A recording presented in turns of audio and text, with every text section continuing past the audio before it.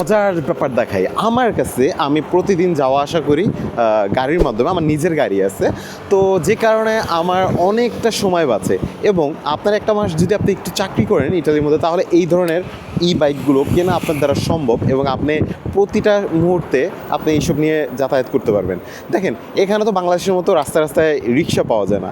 So আপনার যদি গন্তব্যের মতো যেতে, হ্যাঁ এখানে অনেক সিস্টেম আছে। আপনি চাইলে রাইড করার জন্য ছোটো ছোটো যে এই যে বাইক আছে এবং মোনোপাতিনো বলে যাকে, ওইগুলোও আছে।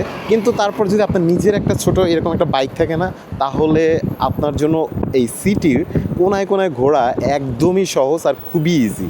তাই আমিও আসলে এই আমার নিজের একটা বাইক ব্যবহার করি।